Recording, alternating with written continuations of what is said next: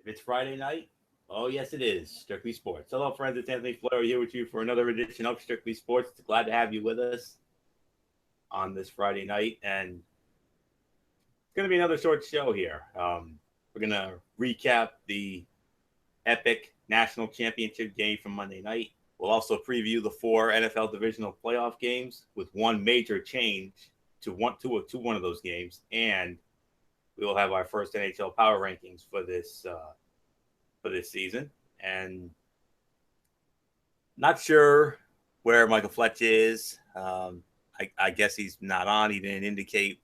I didn't get any indication from him whether he was going to be on the show or not. So that's why we're a little late here, and I do apologize for the slight delay. I thought he was going to be on. I guess maybe not. So, but if he does show up, then we'll just simply catch him on when he missed. That's all.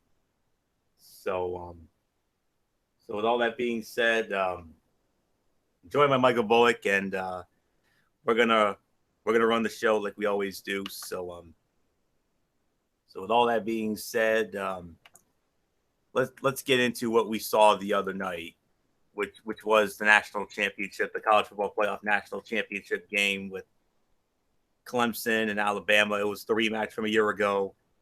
Last year they had an epic game. It was a 45-40 win for Alabama at University of Phoenix Stadium in Glendale, Arizona.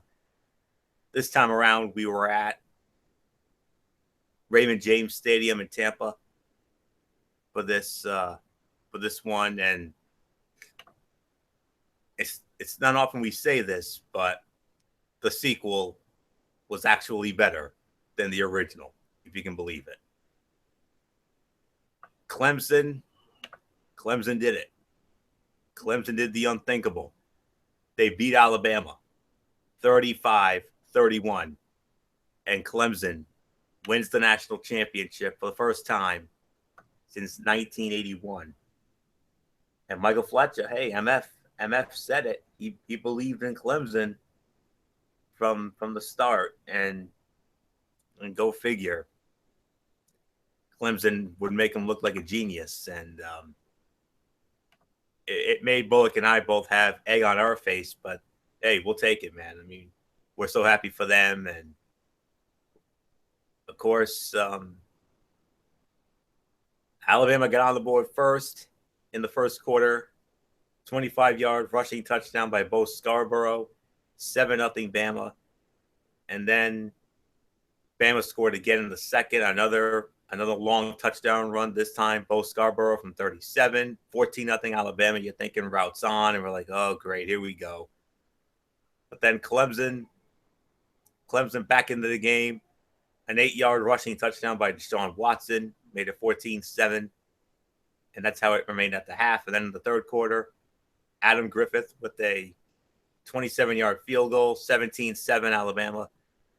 And then Clemson cut into that lead. Deshaun Watson with a 24-yard touchdown pass to Hunter Renfrow, 17-14 Alabama. And then Bama added to their lead. Jalen Hurts with a 68-yard touchdown pass to O.J. Howard, 24-14 Alabama. And that's how it was going into the fourth quarter. And then a minute into the fourth quarter, Deshaun Watson, 4-yard touchdown pass to Mike Williams, 24-21 Alabama. And then Clemson takes their first lead, 4:38 remaining. A 1-yard touchdown run by Wayne Gallman, 28-24 Clemson. And then with 2:07 remaining, Bama goes back on top. Jalen Hurts with a 30-yard touchdown run, 31-28 Alabama. But then Clemson, in the ultimate act of Shakespearean drama, Deshaun Watson, 2-yard touchdown pass to a wide-open Hunter Renfrow with 1 second remaining to give Clemson the 35-31 national championship win. Oh, my Lord in heaven. What a game this ended up being. Deshaun Watson, offensive player of the game, and rightfully so. 36 out of 56, 420 yards, 3 touchdowns, no interceptions. He was sacked 4 times by the Bama defense, but we're not. I don't think he cares about that at all, considering that he came out on top. Jalen Hurts, his counterpart, was 13 out of 31, 131 yards, 1 touchdown, no interceptions. He did not get sacked. Ardarius Stewart got a pass play in. He was 1 out of 1 for 24 yards. Wayne Gallman, the leading rusher for Clemson, 18 carries, 46 yards, 1 touchdown. Deshaun Watson had 43 yards and a touchdown of his own. So Watson accounted for 463 all-purpose yards and 4 touchdowns. And that's why he was the offensive MVP, and rightfully so. Bo Scarborough led the rushing attack for Alabama with 93 yards and 2 touchdowns on 16 carries. Jalen Hurts, 63 yards and a touchdown on his end. Receiving corps, Jordan Leggett was the leading receiver for Clemson, 7 catches, 95 yards. Mike Williams, 8 catches for 94 yards and a touchdown. Deion Kane, 5 catches, 94 yards. Hunter Renfrow, 10 catches, 92 yards, 2 touchdowns. For Alabama, it was O.J. Howard, 4 catches for 106 yards and a touchdown. And both kickers were perfect. Clemson's Greg Hugel, 5 extra points. That's all he needed. He didn't have to kick any field goals. Griffith had 4 extra points, 4 for 4, and was 1 for 1 on field goals. And that's pretty much all the numbers that there are. So, but man, oh man, what a championship game. I mean, we even said it as we were, keeping our eye on this game, while we were doing the Wrestling Forum the other night.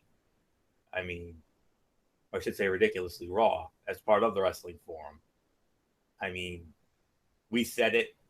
We said this was the greatest national championship game of all time. And quite frankly, how can you say otherwise? I mean, the Shakespearean drama was at its absolute finest.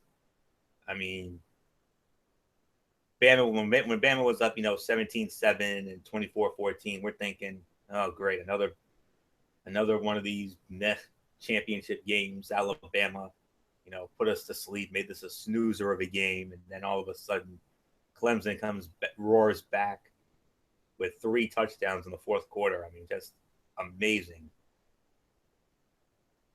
I mean, think about Clemson. I mean, they had revenge on their minds. They worked so hard for this last year.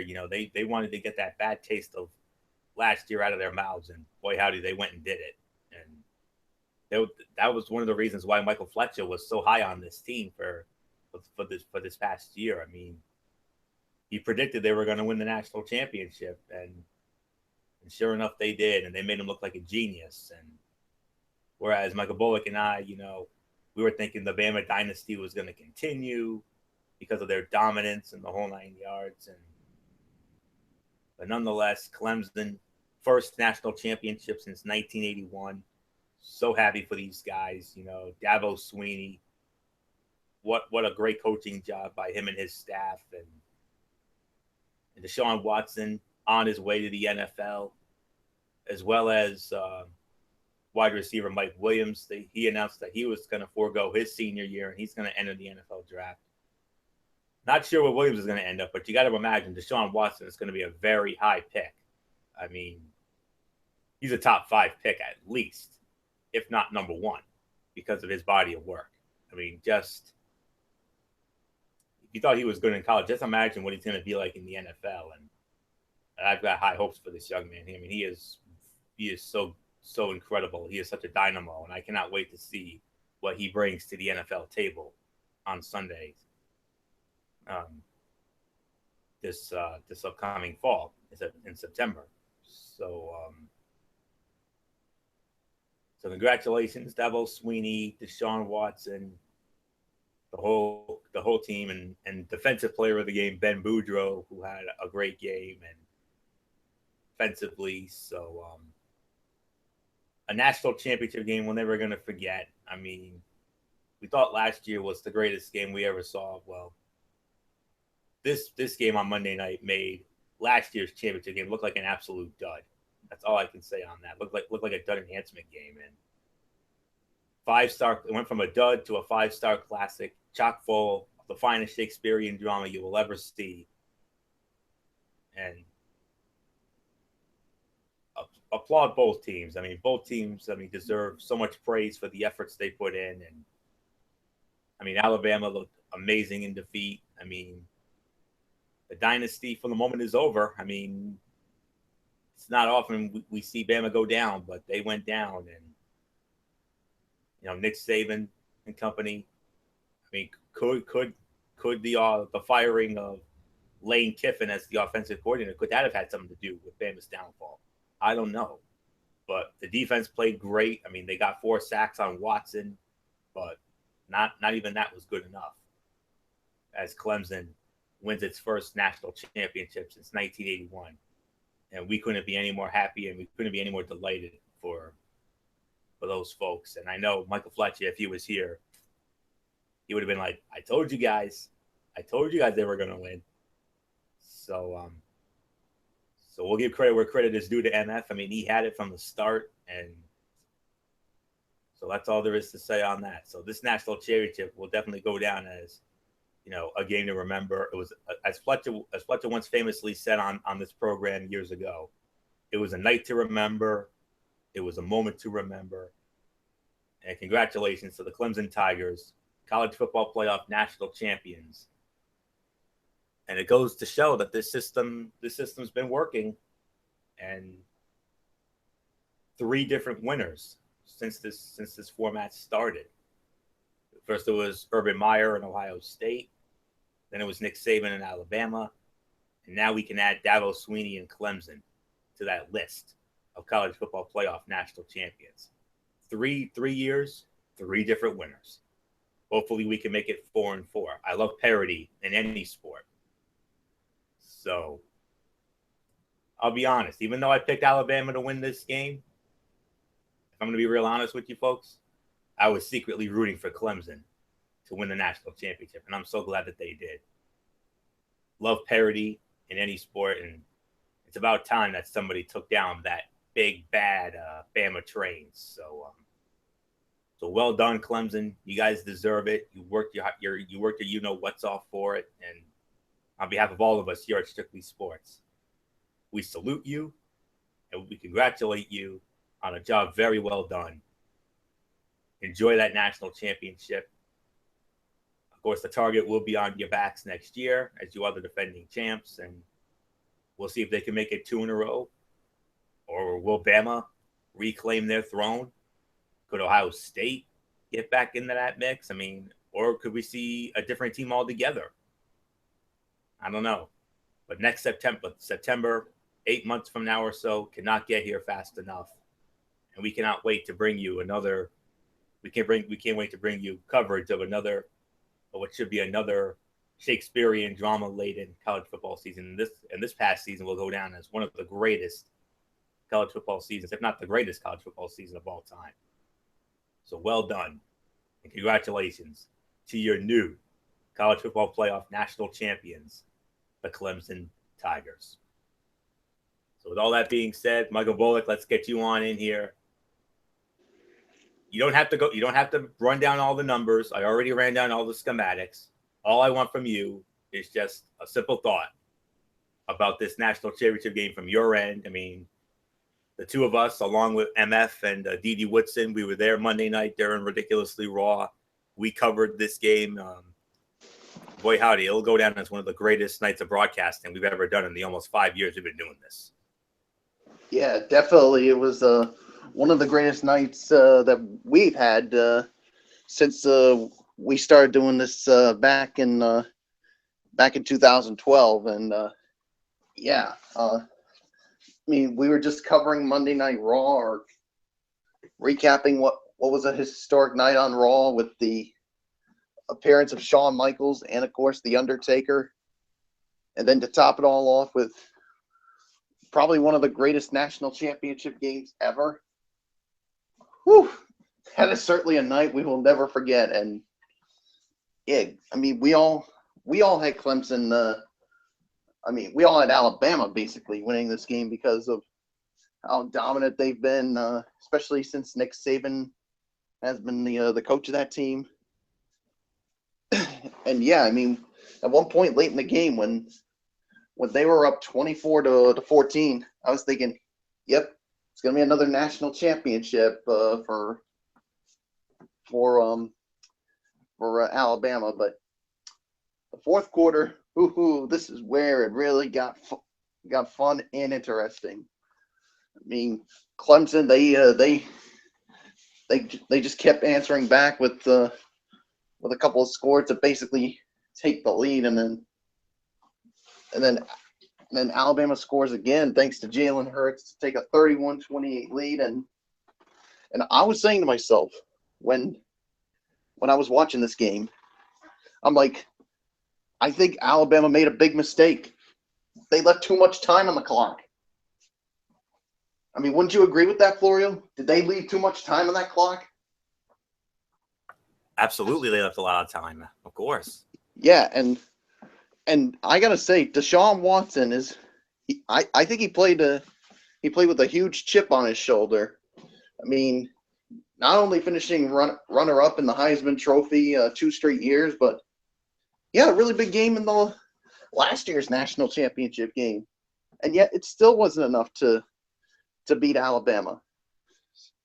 So he had a huge chip on his shoulder, and boy, howdy, what a final drive he led for that Clemson Tiger team. And he hit Hunter Renfrow for the game-winning score with 1 second left, and Chris Fowler, I mean, he definitely went nuts when that touchdown happened. And you could see, I mean, the Clemson fans that were in attendance at Raymond James Stadium, I mean, they were going berserk. They were going bonkers.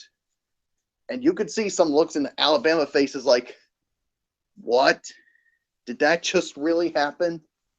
Are we about to lose this?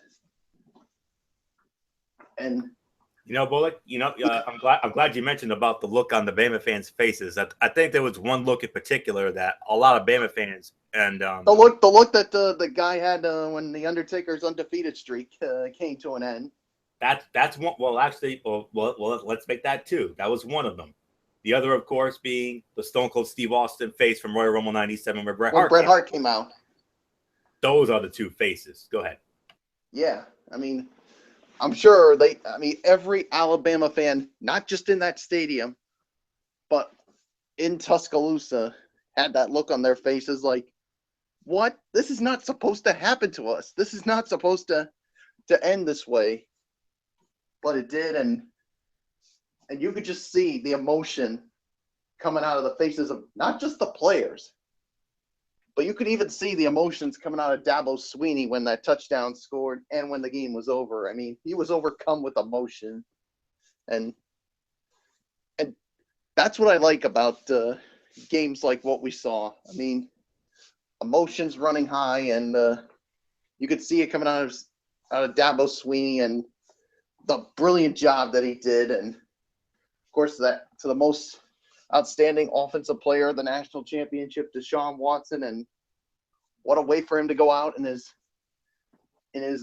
final college game ever to win a national championship. I'm sure he would have loved to have a Heisman Trophy from one of the 2 years he finished. Because he finished runner-up both years, but you know what? This definitely makes up for it, because he says, you know what?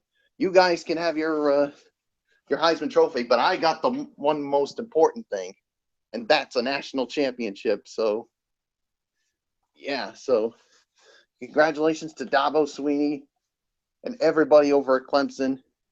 You definitely deserve this, and you know that tradition that they have at Clemson with the way they run down that hill as they for every home game they have. It's going to have more meaning now that they are the defending national champions. So it's going to be a fun first night, first home game for them as national champions. So yeah, so congratulations to the Clemson Tigers. Enjoy this moment, but also hats off to Alabama. I mean, to me, they got nothing to be ashamed of.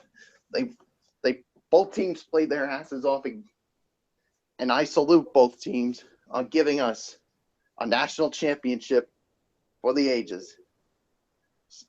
Congratulations. Congratulations to Alabama on a great season, but most importantly, congratulations to the Clemson Tigers, your 2017 college football playoff national champions. Man, I don't know if we'll ever see another game like what we saw, but next year they certainly have it's going to be tough for them to try to repeat what we saw. So, that being said, Florio, let's get on to the other most fun, important part of the weekend, and that is divisional playoff weekend in the National Football League. Yes, indeed. Divisional playoff weekend in the National Football League. It's here, and a big change to one of those games, which we're going to get into shortly. A change that Michael Bullock called me up this afternoon and let me know of, and I'm glad he did. So we're going to get into that in just a short. So that being said, let's get into it. Of course, last weekend, wild card weekend, I can honestly say one of the worst wild card weekend slate of games I've ever seen. All 4 games, duds, blowouts.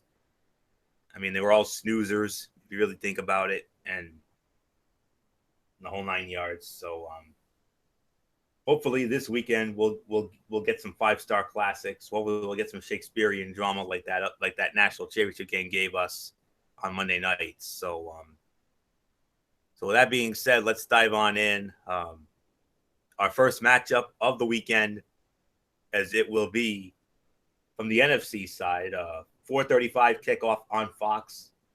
It will be the number 3 seed, the Seattle Seahawks, fresh off their 26-6 beatdown of the Detroit Lions in Wild Card Weekend, going up against the number 2 seed, the Atlanta Falcons, the winners of the NFC South. This game will be at the Georgia Dome in Atlanta, and it will be on Fox. And working the game for Fox, it will be Kevin Burkhardt with John Lynch, Pam Oliver. But wait, there's one more. Peter Schrager is going to be joining Burkhardt, Lynch, and Oliver on the sidelines for this first of 4 divisional playoff matchups. The spread favors the Atlanta Falcons by 4.5 to 5 points. And they met earlier this season, back on October the 16th in Seattle. And the Seattle Seahawks came away with the win. The final score in that one was 26-24. That was back on October the 16th in Seattle, as the Falcons won in Seattle for the first time since 2011. They've met in the postseason once. That was during the 2012 season, this very round, the divisional playoff. And the Atlanta Falcons won that game by a score of 30-28 to advance to the NFC Championship game. Of course, they would lose to the 49ers to go to the 49ers went to the Super Bowl, only to lose to the Ravens. All-time, Seattle leads the all-time series by a count of, I believe it's 10-5. So, it's 10-5 because Seattle won at home against Atlanta, 26-24 on October the 16th. So 10-5 in the regular season in favor of Seattle. Over postseason, it's 1-0 in favor of Atlanta, and they meet again here. So really nothing left for me to say on this except. All right, Michael Bullock, we're going to start it off with you since I led off on the national championship recaps. So the Seattle Seahawks against the Atlanta Falcons, they met in the divisional round a few years ago. Atlanta won it, and then what was a very exciting game. So of course, as is customary, you give us the injury report on that, and then give us your thoughts on who you like in this one. And there's a huge injury on the Seattle end, a big injury when it comes to their much value defensive unit known as the Legion of Boom. Yeah, well, of course, CJ Prosise, of course, has a shoulder injury. He's listed as questionable for this game, but of course, as most of you already know by now, of course, is Earl Thomas. Of course, he's done for the season with an injury that he suffered. Yeah, I'm trying to remember. Yeah, I mean, it doesn't really. I'm trying to remember what it was, but yeah, but no Earl Thomas. So yeah, and like you said, the only previous playoff meeting was between Atlanta and Seattle was, of course, that 2012 season, and of course that divisional playoff, of course, that was at the Georgia Dome as well. So yeah, so in the only previous playoff meeting between Atlanta and Seattle, Matt Ryan threw one more touchdown pass than Seahawks quarterback Russell Wilson, and the Falcons overcame squandering a big lead to win on a late field goal by Matt Bryant. That divisional playoff game at the Georgia Dome during the 2012 season, though, probably has little meaning for Saturday's follow-up in Atlanta. That playoff game is the only victory in 5 tries for Matt Ryan. Wilson, who was a rookie at the time, has an 8-3 postseason mark, including a Super Bowl ring to his credit. What could be of significance is the Seahawks' controversial 28-26 victory at home in mid-October when cornerback Richard Sherman wasn't whistled for a late pass interference call on Falcons wide receiver Julio Jones. And quite frankly, I did get to see that replay of it today on NFL Network, and man, I mean, that looked like pass interference. And Florio, did that look like pass interference to you when you saw it? Absolutely. Yeah, I mean, and Dan Quinn, I mean, you saw his reaction. He was steaming, and he had every right to be. So, because he felt like the Atlanta Falcons got screwed over. So, but it is what it is, and you got to move on from it. So, yeah, and now not having to go back to Seattle is certainly an advantage for the Falcons. He also went 4-0 down the stretch and winning the NFC South and received a first-round bye when the NFC West champion Seahawks lost 3 of their final 6 games. The Seattle defense, which ranked 3rd in the NFL in points allowed at 18.3 per game, suffered a major blow with the loss of safety Earl Thomas. The Falcons, with Ryan having his best season in the NFL with an average of 33.8 points per game. While the Seahawks defense misses Thomas, it did return to form in a 20-6 opening victory over the Detroit Lions last Sunday in the wild card round. Wilson, who had his career high with 385 passing yards in that playoff loss to the Falcons, appears to be the healthiest he's been this season. Just as important, the offense found its missing ground game with Thomas Rawls rushing 27 times for 161 yards, a team playoff record. Rawls, the replacement for the retired Marshawn Lynch, was out with a fracture in his leg when the Seahawks played the Falcons during the regular season. The Falcons' young defense, which has been much better against the run than the past this season, now has something else for which to worry. Rookie safety Keanu Neal feels that he and his teammates are up to the challenge, although they were 27th in points allowed during the season at 25.4. Atlanta also lost top cornerback Desmond Trufant after playing the Seahawks the first time. Quinn, in his second season as Falcons coach, was the defensive coordinator during Seattle's 2 trips to the Super Bowl. He has downplayed that as a storyline, though, and is thankful he's already faced the Seahawks once. Of course, Jones, who was second in the NFL in yards receiving despite missing 2 games with a toe injury, should be the healthiest he's been in a while after the extra rest. The Seahawks, though, may have been benefited from playing last week after their sluggish finish to the regular season.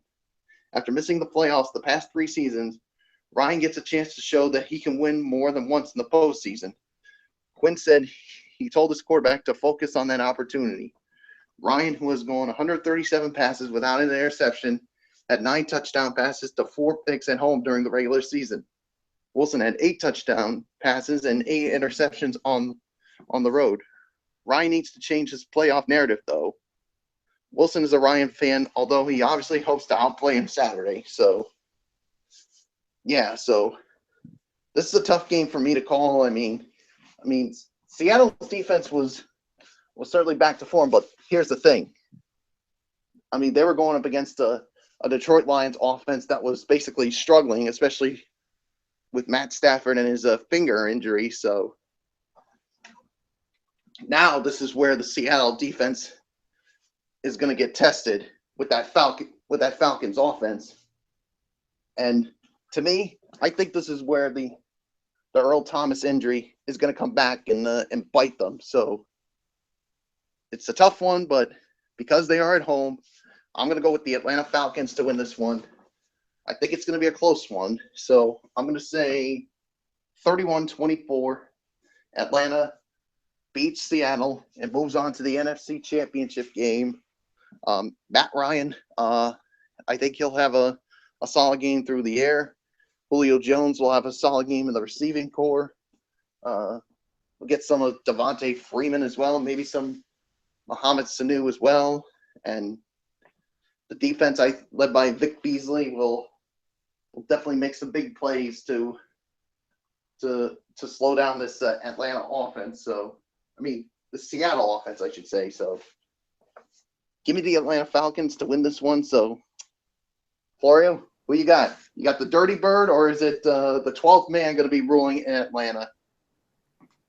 Before I do that, Bullock, with all due respect, you messed up on Ryan's. You had a little botcheroo there.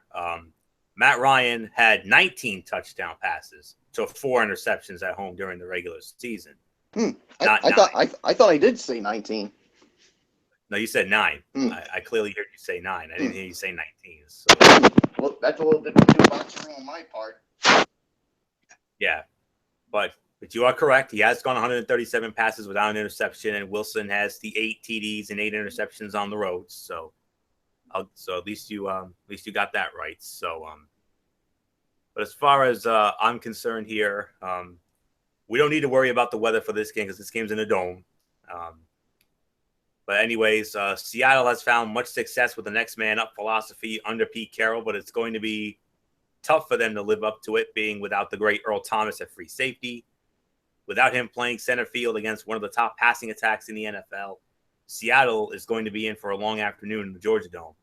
I don't think Russell Wilson has the weapons to keep up here with Matt Ryan. So Bullock, I'm going to agree with you. I'm going to go with the Atlanta Falcons to win this game as well. I'm going to go. I don't have it quite as high scoring as you do. I got it a little lower, just a smidgen lower. My final score, I'm going to go 28-20. I'm going to go 28-20. The Atlanta Falcons over the Seattle Seahawks to advance to the NFC Championship game, and who knows? Could this be win or lose? Could this be the final game in the Georgia Dome for the Atlanta Falcons? Because remember, next year they open up their new stadium, and it also depends on the other top seed in the NFC. If they win, if Atlanta should win and that other top seed advances, then they have to go to that number 1 seed, and therefore the NFC Championship game will not be there. It'll be at the home of the number 1 seed, which we'll get into in a little bit. So that's why I bring up, could this be the final game, win or lose, in the Georgia Dome for the Atlanta Falcons? So, and if it is, I think the Falcons can go out with a bang here, and the Earl Thomas injury is definitely going to be the key. Bullock touched on everything, so that's really all there is for me to say on it. So my final score, 28-20, the Atlanta Falcons over the Seattle Seahawks, and what I'm hopeful will be an exciting divisional game like they gave us a few years ago. So with all that being said, let's move on to our second Saturday game tomorrow night. Kickoff slated for 8:15. It'll be the Houston Texans squaring off against the New England Patriots. The Houston Texans, the number 4 seed in the AFC, coming off of a 27-14 win over the Oakland Raiders in the wild card round. They're going to be going up against the best team in all the land, the New England Patriots, number 1 seed in the AFC, best record overall. This will be at Gillette Stadium in Foxborough, Massachusetts. Game will be broadcast on CBS. And on the call for CBS, you know who it's going to be. Hello, friends. Jim Nantz, Phil Simms, Tracy Wolfson, and also checking in will be kicking expert Jay Feely.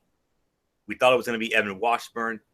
No, Jay Feely, their kicking expert. I mean, he joined Nantz, Simms, and Wolfson for the Dolphins-Steeler game last Sunday in the wild card round.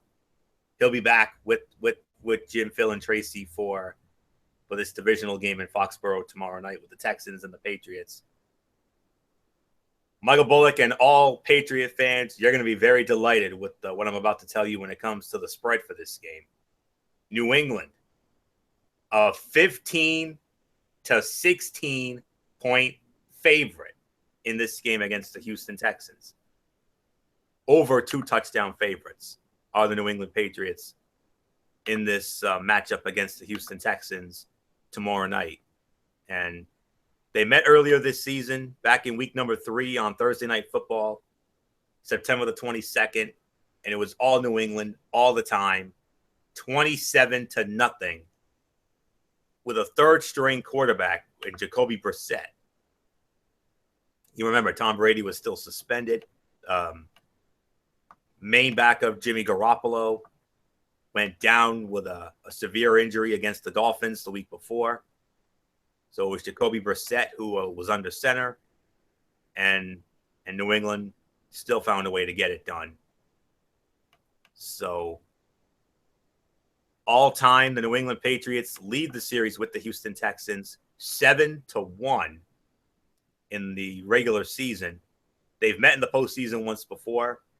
Ironically, it was in the same postseason where Seattle and Atlanta met in the divisional round. It was in this very same round, the divisional round, 2012 season, January of 2013, New England over Houston, 41-28 to advance to the AFC Championship game. Of course, they would lose that AFC Championship game to the Baltimore Ravens, who then went on to win the Super Bowl. So 7-1 is actually, I stand corrected. 6-1 in the regular season, 1-0 in the postseason, 7-1 overall in favor of the Patriots. So,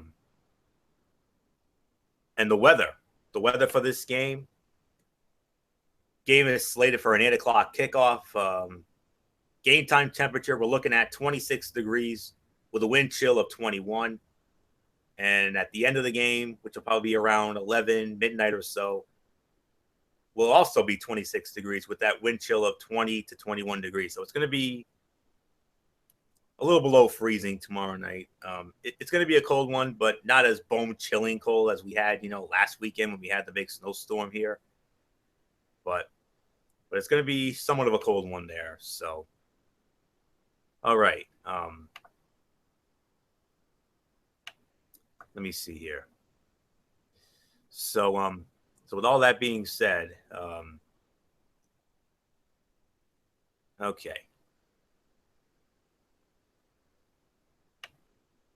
Bill O'Brien knows all about how tough the New England Patriots are at this or any time of year. That's why the former New England offensive coordinator and current Houston Texans coach knows what his team is up against when it visits for Saturday night's AFC divisional playoff game. History and the odds makers are both against the Texans, a 9-7 division champion that disposed of the Oakland Raiders in last weekend's wildcard game. Houston has never won at Foxborough, has beaten the Patriots just once, lost 27-0 in New England with Tom Brady out, no less, in September, and has lost the last 2 games to the Patriots by a combined score of 54-6. The Texans come into this one as a 15.5-point underdog. They're also a warm weather team playing in the cold night air. The Texans do bring the league's number 1 defense into this game, while the Patriots have allowed the fewest points. Back in week 3, Jacoby Brissett was the New England quarterback, and J.J. Watt played its final game of the season before undergoing back surgery. The Texans fumbled away 2 kickoffs and saw Brissett run for a 27-yard touchdown. Now Brady will run the potent Patriots offense, which should be bolstered by the return of wideout Danny Amendola, who missed 4 games with a sprained ankle. He was back at full participation on Wednesday's practice report, while Malcolm Mitchell, out last week with a knee injury, was limited. LeGarrette Blount, who has had a strong year running the ball, missed Wednesday's practice due to illness. The Patriots come in 14-2 with 7 straight wins and have gone 11-1 since Brady returned from his Deflategate suspension. They have spent the week doing what they always do, not saying anything even close to bad about the opposition. The Texans had 8 players listed with limited participation Wednesday, 6 of them on defense, including Quentin Demps with a hamstring, was a game-time decision, Jadeveon Clowney, elbow and wrist, and Brian Cushing, ankle. And Michael Bullock will have more on that with his injury report in just a little bit. Brady finished the regular season with 28 touchdown passes and just 2 interceptions, as the Patriots set the record for fewest picks thrown, 2 in a season. The New England defense, suspect when it blanked the Texans in week 3, has gotten better and better, and even traded away Jamie Collins, who had a big game against Houston. The Patriots have outscored their last 3 opponents 92-20 over the last 3 games, with Brady and company always in high gear.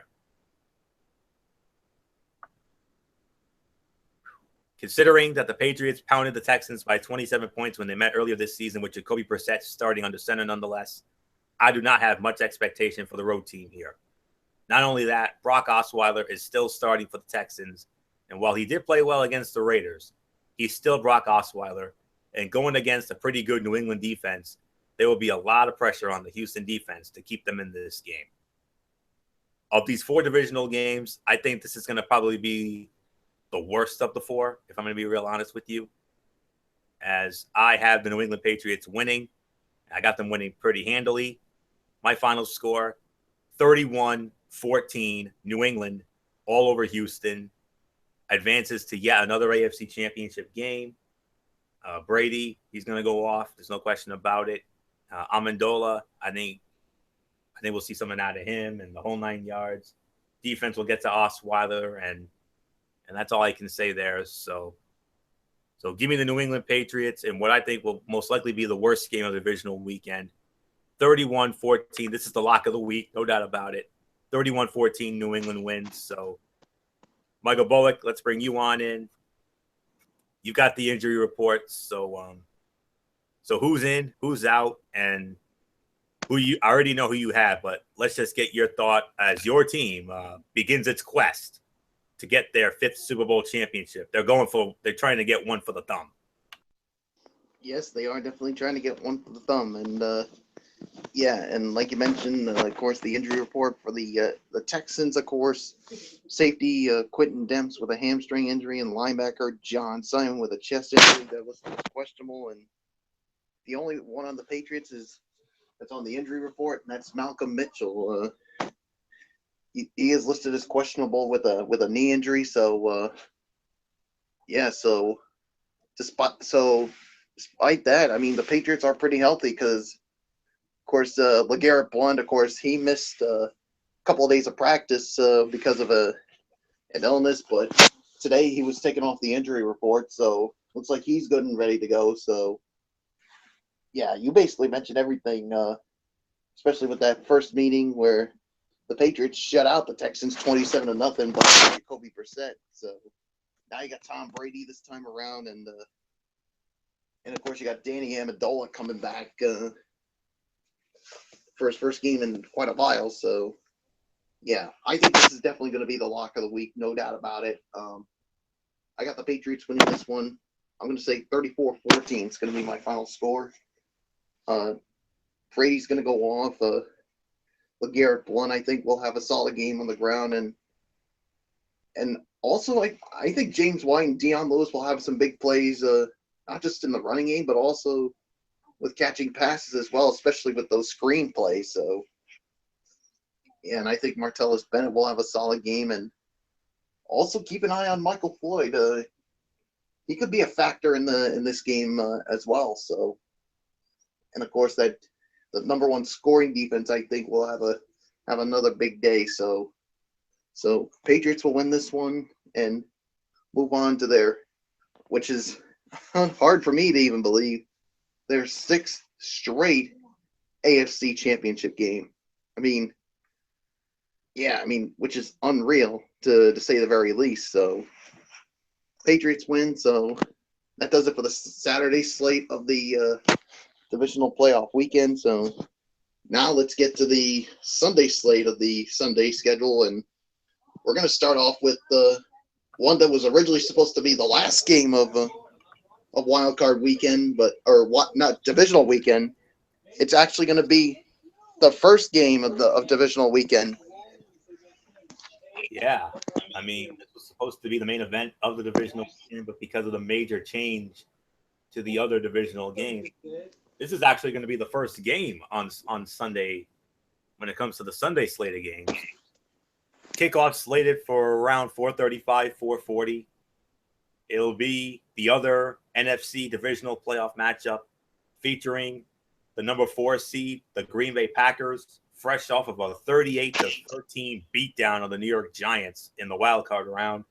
They're going to be squaring off against the number 1 seed in the NFC, the second best team overall, the Dallas Cowboys.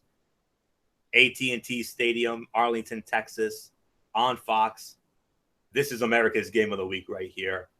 Joe Buck, Troy Aikman, Aaron Andrews, Chris Myers, they'll be there for the Packers and the Cowboys in Jerry World, as they will be meeting in the playoffs for, get this, the 8th time. They've met 7 times before. I'll get into that in just a minute. The spread favors the Dallas Cowboys by 4 to 5 points. And they met earlier in the regular season, October the 16th, at Lambeau Field in Green Bay.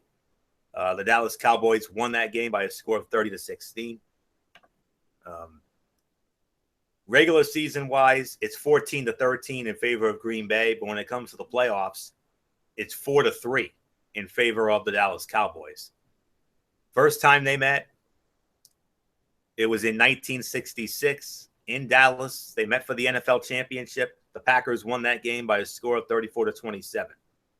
The following year, in 1967, one of the most iconic NFL playoff games in the history of the league, the infamous Ice Bowl at Lambeau Field, New Year's Eve, 1967. The Green Bay Packers won that game by a score of 21-17 on a late touchdown. We all remember it. Of course, Bullock and I were not around for that. Our parents and our grandparents, our aunts and uncles, they were around for it. And I know they would say it'll go down as one of the greatest NFL playoff games in history, that infamous Ice Bowl. They met again in 1982, which was a second round game, because in 1982, they had a strike shortened season in 1982. And they had an 18 tournament in both conferences. And these two teams met in the semifinals in the NFC. And the Dallas Cowboys won that game by a score of 37-26 in Dallas. Next meeting was in 1993. It was the divisional playoff in Dallas, and the Cowboys won by a score of 27-17. This would be the first of 3 consecutive meetings between the two teams. And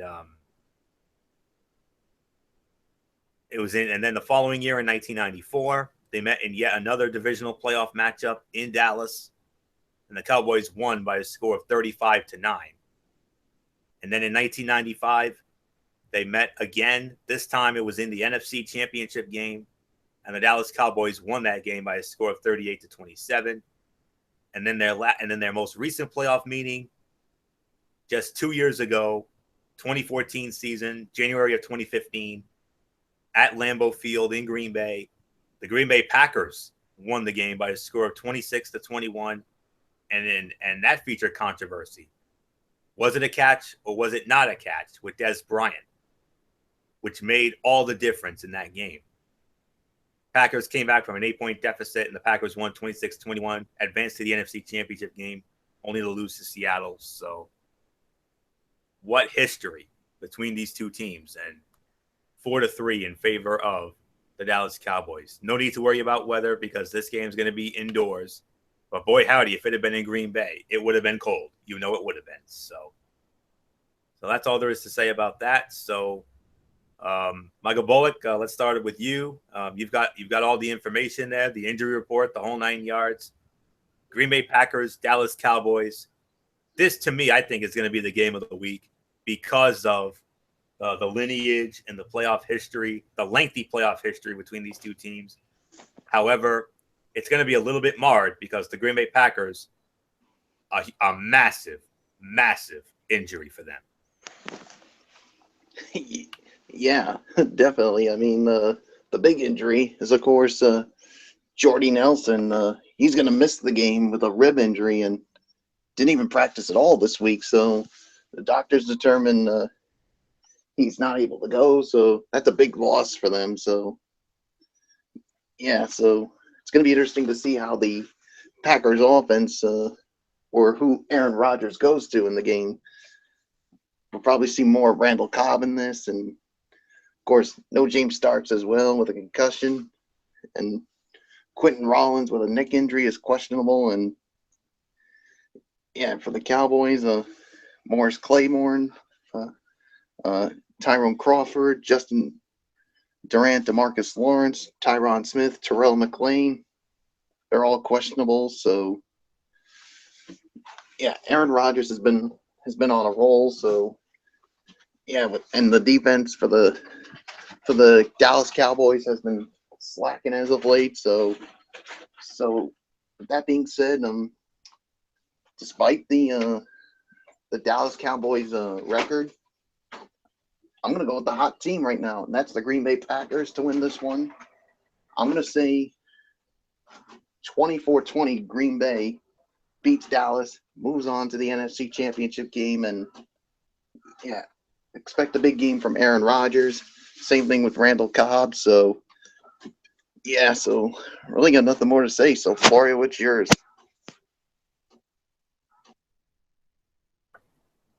Wow, that's a little surprising there, both, but all right. But Aaron Rodgers is the lava-hot quarterback who throws Hail Mary touchdown passes as easily as slant patterns and already owns a Super Bowl ring. Dak Prescott is the ultra-cool customer who seemingly isn't bothered by any of the pressure that comes with being an NFL quarterback.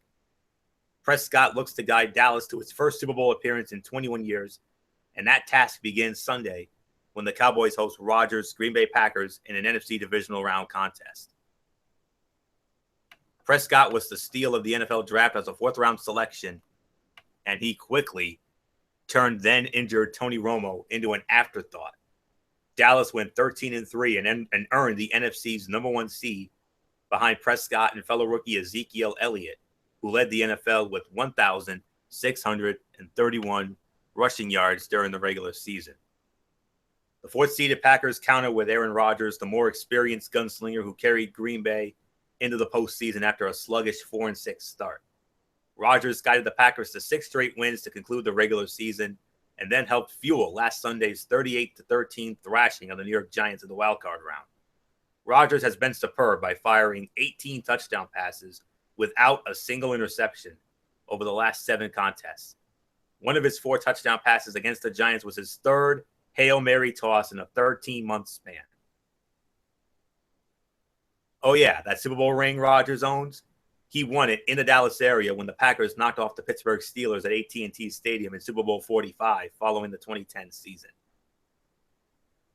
Rodgers will be without his top target in Jordy Nelson, who was ruled out Friday after suffering a rib injury in the game against the Giants. Nelson was the recipient of a helmet hit from New York safety Leon Hall that prompted an overnight stay in a Green Bay hospital. Packers coach Mike McCarthy told reporters that team doctors would not medically clear Nelson to practice Saturday. Nelson caught 97 passes for 1,257 yards and 14 touchdowns in the regular season, and his absence elevates now healthy Randall Cobb into the role of lead receiver. Cobb had 60 catches for 610 yards and 4 touchdowns during the regular season and caught 3 touchdown passes against the Giants while accumulating 5 receptions for 116 yards. Green Bay has scored 30 or more points in each of the past 5 games, and the Cowboys certainly have the firepower to match that production. Dallas moves the ball well on the ground with Elliott and through the air with Prescott. who passed for 3,667 yards and 23 touchdowns against 4 interceptions. The Cowboys had 3 players with 50 or more receptions. Cole Beasley, 75 for 833. Tight end Jason Witten, 69 for 673. And wideout Dez Bryant, 50 for 796. Meanwhile, it has been the ability of Prescott to handle everything thrown at him that has stood out most. Prescott guided Dallas to a 30-16 victory over the Packers on October 16. He completed 18 of 27 passes for 247 yards and 3 touchdowns. Elliott racked up 157 yards on 28 carries. The Green Bay defense could have cornerback Quentin Rollins back on the field after he missed the wild card contest. Rollins was listed as questionable on Friday's injury report with a concussion, like Bullock mentioned a little bit ago. Dallas expects to have cornerback Boris Claiborne with a groin in the mix after he missed the past 9 games. Defensive ends DeMarcus Lawrence back and Tyrone Crawford shoulder and linebacker Justin Durant elbow are all expected to play. Each of the 4 players is listed as questionable. Sunday's contest marks the 8th time the Cowboys and Packers have met in the postseason. Dallas holds a 4-3 edge.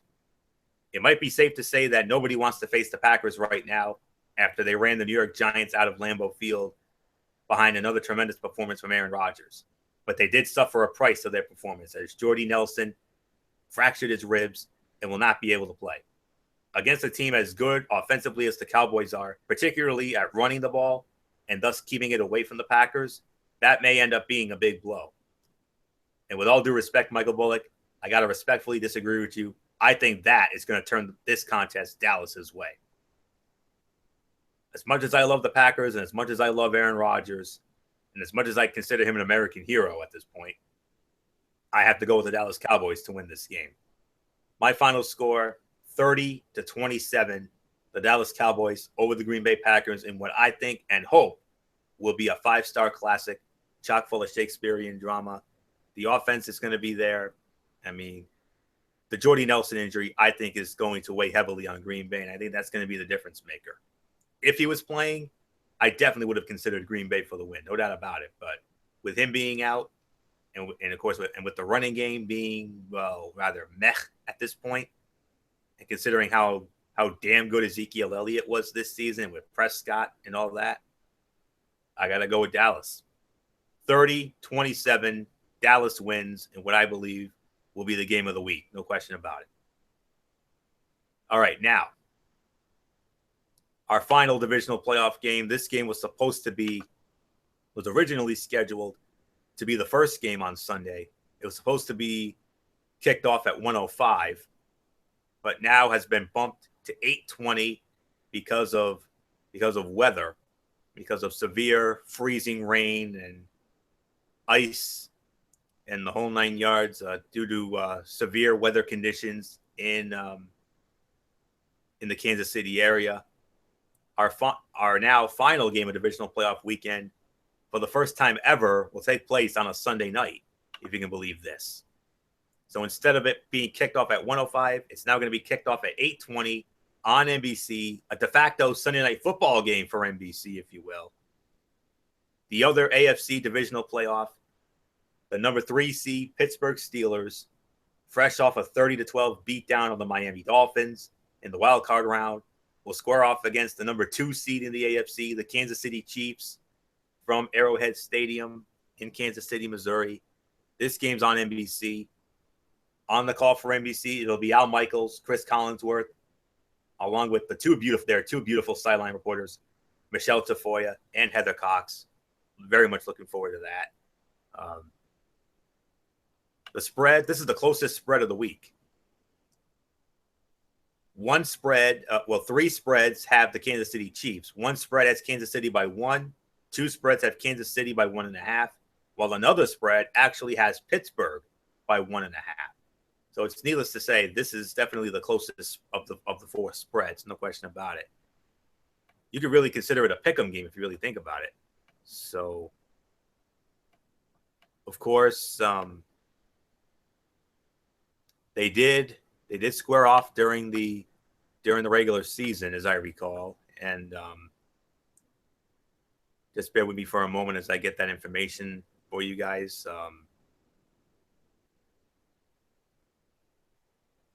Okay. It was back on October the 2nd, and I believe this was a Sunday night game as well at Heinz Field in Pittsburgh, and the Steelers won that one going away 43-14 back on October 2nd. And they have met in the postseason once before. It was back in 1993, January of 94. They met in an AFC wildcard game, and the Kansas City Chiefs won that game in Arrowhead by a score of 27-24 in overtime. So it's a 1-0 postseason advantage for the Kansas City Chiefs. Overall, it's 21 to 10 regular season for the Pittsburgh Steelers after the Steelers won in Steelers have not won in Arrowhead since 2011. That was in the regular season. So this is only their second playoff meeting between the two teams. The old saying goes that revenge is a dish best served cold. Last Sunday in the wild card round of the AFC playoffs, the Pittsburgh Steelers avenged a regular season loss to the Miami Dolphins and did it in quite frigid temperatures at Heinz Field, winning by 18 points. This Sunday, the revenge table is turned on the Steelers as they travel to Arrowhead Stadium in Kansas City to play the Chiefs in an AFC divisional round game. Early weather forecasts are calling for rain and cold temperatures. Odds makers have listed the home team as a 1-point favorite. According to my weather notes here, 8 o'clock kickoff slated for Sunday night. Game time temperature at kickoff should be 34 degrees with a wind chill of 28. And I don't have what it could be at the end of the game, but I assume it'll probably be right around that same threshold. Actual temperature 34 with the wind chill around 28 or so. So,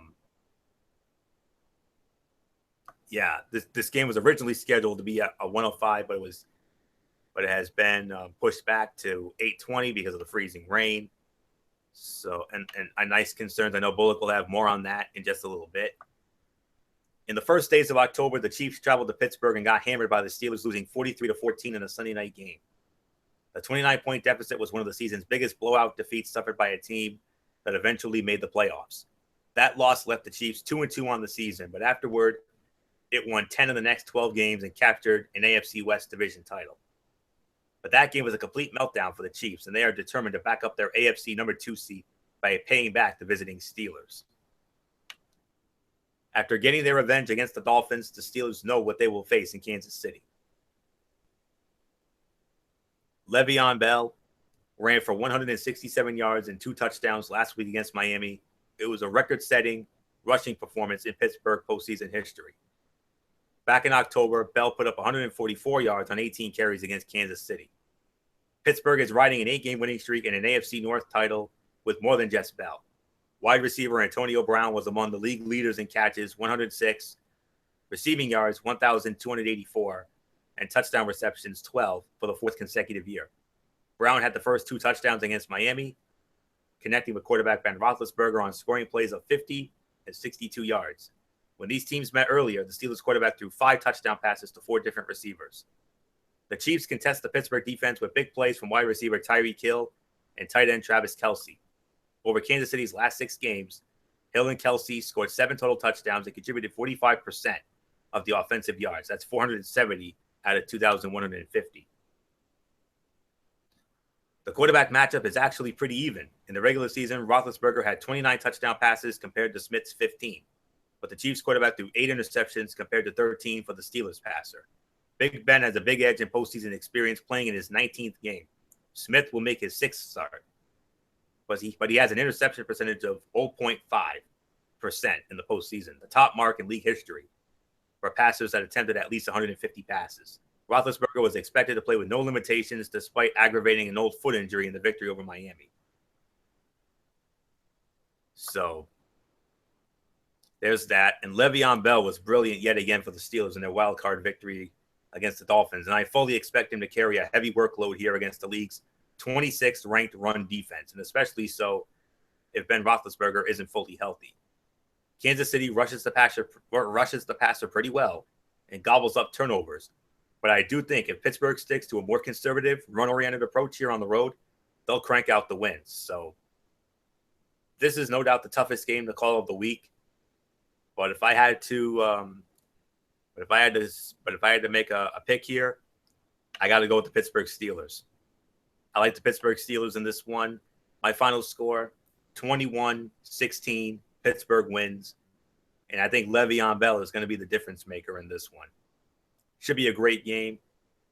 It's going to be great to have this as a Sunday night football game. So that's going to be pretty cool. So that's all I can say on that. So the weather's going to be a monster, but I know they'll play through it, and they did it for the safety of the public, which I got to commend the city of Kansas City for doing. So should be one hell of a game. I'm looking forward to it. So 21-16, Pittsburgh over Kansas City. So Michael Bullock, let's get you on in here.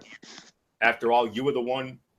It was you who reported it this afternoon. I mean, you hit me up this afternoon and you informed me that this game was being pushed back. So give us a little more on that, and give us give us your usual schematic, the injury report and the whole 9 yards. Steelers, Chiefs, my man. Who you got? Yeah, and like you said, I mean, the reason why they pushed it back to 8:20 is because of a potential ice storm that's going to be going through the area. So and they say they're expecting about 2 inches of ice from the storm. So yeah, but I'm pretty sure that they'll have the field. It's all heated up underneath, so I'm sure they're going to put that to good use to make sure the field's going to be okay. But it's going to be interesting to see how the field it'll actually be, because if it's in tough shape, I think it could be very tough for the runners, especially Le'Veon Bell. So, and if it's pretty tough, then I think you may see more of a passing game. And if it comes to that, I got to give the edge to the Pittsburgh Steelers. I mean, no disregard to Alex Smith. I mean, I like what he's done, but Big Ben's more of that typical quarterback that can make some big plays down the field. I think and that's where Antonio Brown will come into play. So I think because of that, I have to agree. I'm going to go with the Pittsburgh Steelers to win this one. I'm going to go with that same score. 21-16 is going to be my final score. Expect big games from the Killer Bees of Roethlisberger, Brown, and Bell. So, yeah. And if everything turns out the way it'll be the Steelers and the Patriots for the AFC Championship, and it'll be the third time that these two would meet for the AFC Championship, but it'll be the first time it will be played at Gillette Stadium, because remember, the other 2 times they played, it was in Pittsburgh, and of course the Patriots won both of those games. So yeah, so Pittsburgh wins this one. So with that being said, Floria, let's move on to our first installment of the bi-weekly NHL Power Rankings, our first of the season. Yes, indeed, and should be some exciting action when it comes to the NFL divisional playoffs. I mean, looking forward to that this weekend. So, yeah, NHL Power Rankings are here and now. I mean, we're all done with the NFL. We'll be back with that next season. So,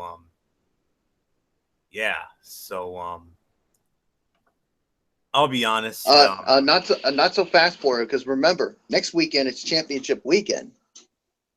Yes, indeed. So we're not quite finished with it yet. Yeah, I meant we're done with the NFL Power Rankings. That's what I said. That's what I meant. All right. So so that's all there is on that. When it comes to these NHL Power Rankings, I will be honest with you. My number one team is a no-brainer. Absolute no-brainer as far as who my number one is. Everything else, though, it's going to be a chore. I'm not going to lie. It's going to be a chore. A big-time chore. So this is going to take a little bit. So please, I implore you to bear with me. So, but then again, maybe my top 3 might be no-brainers as well. But my number one is a clear cut. No question about it. I already know who my number one is. I mean, it's an absolute no-doubter. But then again, I think my top 3 is kind of the same way. So it's really going to be 4 through 5. I mean, 4 through 10. That's really going to be the problem here. So with all that being said, I mean, Bullock and I are going to have a very tough time with this. I'm not going to lie. So with that being said, let's dive on in and let's see what we got. So let's see, who do we have? Who starts it off at in the number 10 spot? Oh Lord. I'll tell you what, I think this would have been a lot easier if Fletcher was here. I'll say that for sure. I think he would have been a big help with this. So this is going to be very difficult. I'm not going to lie. So, all right. We're going to give it our all. You know us. So with that being said, let's start it off. My number 10, I'm actually going to go. I think I'm going to go with the Carolina Hurricanes at number 10. They've won 3 in a row. They're 6-4 in their last 10. They won tonight. They knocked off the Buffalo Sabres by a score of 5-2. 20-15-7 overall. They've been playing pretty well. They've won, like I said, they've won 3 in a row. They knocked off the Sabres tonight, 5-2, and as part of that very crowded and loaded West Metropolitan Division, which I think is the best division in all the land right now, if I'm going to be real honest. I mean, with how well everybody's been playing, and I think a lot of the spots in these rankings are going to be occupied by Metropolitan Division teams. 3 wins in a row. They knocked off Bullock's Boston Bruins on Sunday, and then they defeated the Columbus Blue Jackets on Tuesday, and then they knocked off the Sabres tonight. They've got the Islanders tomorrow night, and then they go to Columbus against the Blue Jackets. And then next Friday, they got the Stanley Cup champion Penguins coming in. Then they got to go to Columbus again on next Saturday, and then they got to go up against the Washington Capitals on the 23rd. And then the final game before the All-Star break will be on the 26th against the Los Angeles Kings. So yeah. They lead the league in penalty kill percentage. They also lead the league in penalty minutes. They're 9th in the goals allowed. Goals for, though, that's not good. 20th. They've only scored. They're only 20th in that department. Their power play percentage is 18th. So that's all there is to say on that. So my number 10, I'm going to go with the Carolina Hurricanes. So Michael Bullock, do you agree or disagree with that? Yeah, I'm going to agree with you. My number 10, I'm going to go with the Carolina Hurricanes as well. So yeah, there's really nothing more to say. So let's just move on to number 9. Number 9. All right. Who do I have at number 9? My number 9, I'm going to go with the Ottawa Senators. Ottawa Senators are my number 9. 6-3-1 in their last 10 games. They've won 2 in a row. They currently sit in 3rd in the Atlantic Division. Most notable stat for the Senators is that they're 5th in goals allowed. That's the only good thing they got going for them. And they're also 9th in the penalty kill, which is pretty good. But all the other categories, they're not really all that good. So, but they picked up. So far, they've been, they've won 2 in a row, and they defeated the Edmonton Oilers on Sunday, and they picked up a huge win last night against the Stanley Cup champion Pittsburgh Penguins, who you will see in these power rankings a little bit later on. Next up, they got the Toronto Maple Leafs coming in tonight, or I should say tomorrow night. And then on Tuesday, they go up to St. Louis against the Blues. And then they're at Columbus on the 19th. And then next Saturday, they're at Toronto. And then they got Columbus coming in on the 22nd. They go, and then they're at home against the Washington Capitals on the 24th. And then their final game before the All-Star break will be against the Calgary Flames before they return to the ice on the 31st against Florida. So, of course, that's after the All-Star break. And our next power rankings will coincide with the NHL All-Star breaks. So there's that. So that was a humongous win against the Pittsburgh Penguins. I mean, the Stanley Cup champs. I mean, they beat them. I mean, I couldn't believe that. So but not to worry, they'll be in the rankings soon enough. So we'll get into that a little bit. So with all that being said, my number 9 is the Ottawa Senators. So Bullock, what do you think about that? Yeah, I agree with you on that. My number 9 is the Ottawa Senators as well. So yeah, there's really nothing more to say. So let's move on to number 8. Number 8. This is where I have at number 8. Okay, let's see. Who do I have at number 8?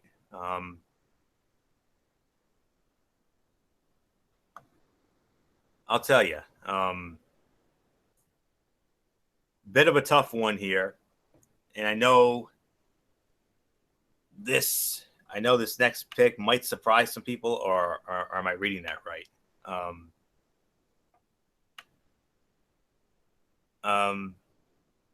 No.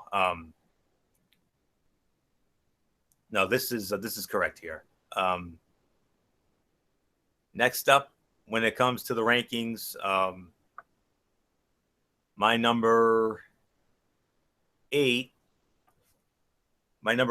I got to go with your defending Western Conference champions, the San Jose Sharks, at my number 8.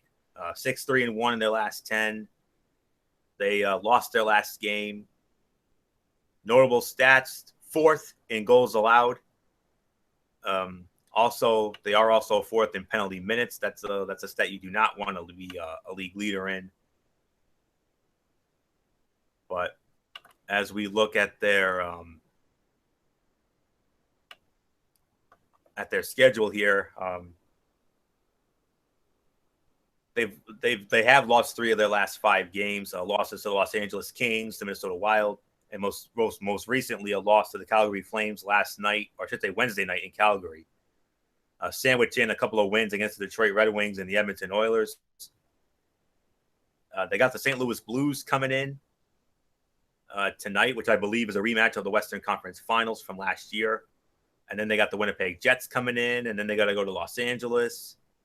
They got Tampa coming in, Colorado, a home-and-home series with the Colorado Avalanche. Then they go to Winnipeg, and then they end their All-Star break at home against Edmonton before they go to the All-Star break. The All-Star game, of course, the weekend of the 28th and the 29th.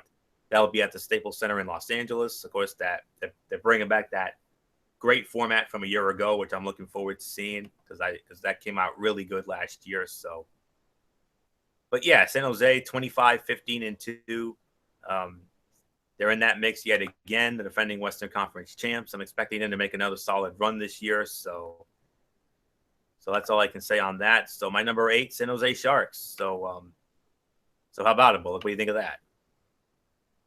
Yeah, once again, I agree with you. I got the San Jose Sharks as my number 8 as well. So yeah, there's really nothing more to say. So let's move right on to number 7. My number 7, despite them losing tonight, despite the fact that this team has lost 2 in a row, they're still in the mix anyway. But I just want to make sure I have this correctly.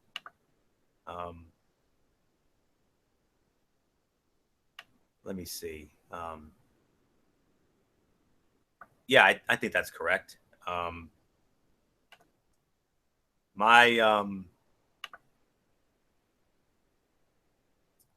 number 7, despite the fact that they've lost 2 in a row, there's still there's still a top team, and that is, of course, your reigning and defending Stanley Cup champion Pittsburgh Penguins. They've lost 2 in a row, but they are 6-3-1 in their last 10 games. 57 points, 26-10-5. They're tied for 3rd in the Metropolitan Division with the New York Rangers. They're 2nd in the league in scoring. when it comes to the goals for. They're also fourth in power play percentage, which is really good. But they got to work on the goals against and the penalty kill percentage. They're 18th in goals against and 24th in penalty kill percentage. I mean, and it's because of their road mark. I mean, they haven't been doing well on the road. I mean, I told you they lost their last 2 games. Last night it was to the Ottawa Senators. The night before they lost at the Washington Capitals. Despite coming off of a 6-2 win against the Tampa Bay Lightning on Sunday night, which was their first meeting since the Eastern Conference Finals of last year. They go up against the Detroit Red Wings now tonight, because we are now just past midnight here, so it's Saturday now. Washington Capitals on Monday night. Then they got to go to Montreal on Wednesday. Then they're at Carolina. They got the Bruins coming in on the 22nd, and then they got St. Louis coming in on the 24th, and then they go into and then their final game before the All-Star break will be in Boston against the Bruins. Unfortunately, I do not have them in the power rankings. I'm sorry to say, Bullock. I need to see a little more from them if I'm going to put them in there. So maybe, who knows? Maybe in 2 weeks they'll be in there. We'll see. Yeah, no need to apologize, because I don't have them in there either. Yeah. Besides, they're 4-4-2 in their last 10. They've lost one. They lost their last game. So even though they are second in the Atlantic Division, but they're still a ways behind Montreal, who are in the rankings, and we'll get to them in a little bit. But the Pittsburgh Penguins, though, I have faith they'll get it going. I mean, this team always finds a way, and as much as I hate their guts, I do respect what they do. So that's all I can say on that. So Pittsburgh Penguins, number 7 on my end. So what says you, Bo? Did you have them higher? Did you have them lower? What? No, I have them right where you at. That's the Pittsburgh Penguins is my number 7 as well. So yeah, there's really nothing more to say. So let's move on up with our number 6 in these NHL power rankings. Very well. And despite this team losing tonight, I still think they're good enough to be where they are. My number 6, it's my team, the New York Rangers. 6-4 in their last 10 games. They lost tonight to the Toronto Maple Leafs. And believe it or not, I got the Toronto Maple Leafs in my top 5. I know that's going to surprise a lot of people, but Toronto's in my top 5. There's no question about that. But the Rangers, they're still doing very well. They're 28-14-1. They're tied for 3rd with Pittsburgh. They have 57 points. They lead the league in goals scored, if you can believe that. They're first in goals for. They're also 3rd in power play percentage, 7th in goals against, and 10th in penalty kill percentage. So that's all very good numbers for them indeed. Despite being tied for 3rd with Pittsburgh in that Metropolitan Division. They could have gone into sole possession of 3rd, but they did lose tonight to the Toronto Maple Leafs, snapping a brief 2-game winning streak with road wins in Philadelphia and a huge one in Columbus against the Blue Jackets. By the way, they're in my top 3. They got to go to and they got a tough schedule coming up. They got to go to Montreal tonight, and then they go home to host the Dallas Stars on Tuesday. Then they got to go to Toronto against the Maple Leafs on Thursday. And then they got to go to Detroit against the Red Wings on the 22nd. And then the Los Angeles Kings come in to Madison Square Garden on the 23rd. And then their final game before the All-Star break will be a part of Wednesday Night Rivalry on the NBC Sports Network against the Philadelphia Flyers in the Garden. So yeah, I mean, I got to be honest. I mean, I like what I've seen from my team this year, 28-14-1. They're only 5 points out of first in that loaded Metropolitan Division, the best division in all of the NHL, if I'm going to be real honest with you. They lead the league in goal scoring. Like I said, they're 3rd in power play percentage. I mean, the power play has always been their Achilles heel, but they have really, really adjusted well on that. I mean, being 3rd in that, I'm very happy about that. And the goals against, I mean, they're 7th, because, they've had a split. It's been the goaltending has been split. Henrik Lundqvist and Antti Raanta. I mean, I like what I've seen from both of them. They've been playing well. And You know, one young man who I think has been doing very well for this team this year, and that's Michael Grabner. I mean, who was the hero of that big win against Columbus last Saturday. And, they took one on the chin tonight, the Toronto Maple Leafs, going into the Garden with a 4-2 win. And that's one of the reasons why I've got the Maple Leafs in my top 5. Well, the main reason is because of their last 10 games, what they've been doing. So, but I'm still rooting for this team. You know me, I still believe in this team, and I think we're going to see another cup run for them this year. So they got a lot of work to do, but I like what I've seen from them. So with that being said, my number 6, New York Rangers. How about it, Bullock? Once again, I agree with you. The New York Rangers are my number 6 as well. So, yeah. So with that being said, I say we just get into the top 5 now. Top 5, and well, there's no question about this. I have a tie. I have a tie at number 5. When it comes to the top 5, my number 5, there is a tie here. Both of these teams are division leaders. They are the Chicago Blackhawks and the Montreal Canadiens. Tie at co number 5s. Chicago Blackhawks, 59 points, 27-13-5. That's the best mark in the Western Conference. They're 5-4-1 in their last 10 games. Then they got blown out tonight by the Washington Capitals. 8th in goals scoring. 7th, they're tied for 7th with goals against with the Rangers. So there's that. And but despite that, they still have the best record in the West. That's not a surprise. I mean, you knew they were going to be good. They would have been ranked higher if they didn't get blown away by the Capitals tonight, because they were coming into that game on a 4-game winning streak, albeit against Buffalo and Carolina, Nashville, and Detroit. All 4 of those at home, by the way, in the United Center. It was their first road game since losing the Winter Classic to the St. Louis Blues at Busch Stadium.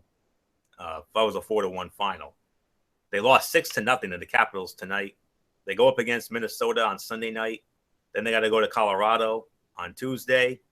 Then they're going to Boston against your Bruins, Bullock, next Friday night. And then Vancouver comes in on the 22nd. And then Tampa Bay comes in on the 24th, the rematch of the 2015 Stanley Cup Finals. And then their last game before the All-Star break will be at home against the Winnipeg Jets. So that's pretty much all I can attest to on that. Chicago, they're in that mix again. I mean, they're going to be a tough out come playoff time. I strongly believe that in my heart of hearts. Matt Ward's boys. I mean, I have no doubt in my mind they're going to be. I'm going to be surprised if they end up finishing with the best record in the Western Conference, and so that's all I can say there. So they're my first number 5, and my other number 5 is the Montreal Canadiens. 26-11-6, 58 points. They lead the Atlantic Division by 9 points over Bullets Bruins. They're 5-3-2 in their last 10 games. They lost their last game. They're 4th in goal scoring. They're 7th in power play percentage, and they're 9th in goals allowed, which is very good. I mean, this is going to be another tough team to watch for in the playoffs. They have won 4 of their last 6. Last time we saw them, last night, they got blown away by the Minnesota Wild, who are also in my top 3 in the power rankings, I'll be honest. They got beat down by Minnesota 7-1. They got the New York Rangers coming in tonight, and then they got to go to Detroit against the Red Wings on Monday night, and then they got Pittsburgh coming in on Wednesday night. They're at New Jersey on Friday, back home against Buffalo next Saturday. And then on the 24th, they host Calgary, and then their final game before the All-Star break will be against the Islanders in Brooklyn. So Michel Therrien recently recorded his 400th career win That was last Saturday night in their 5-3 win over the Maple Leafs at Air Canada Center.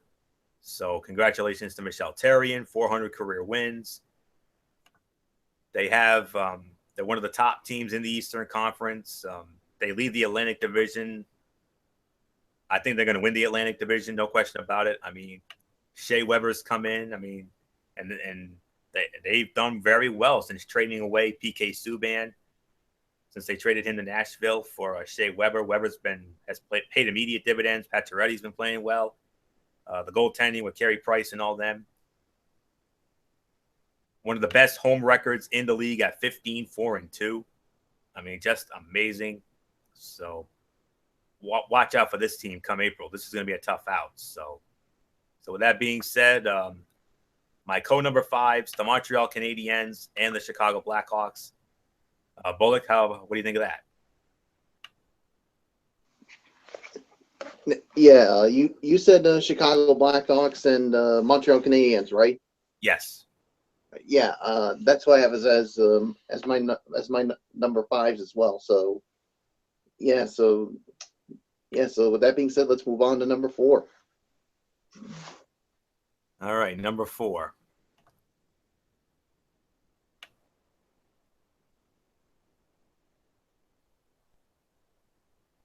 Okay.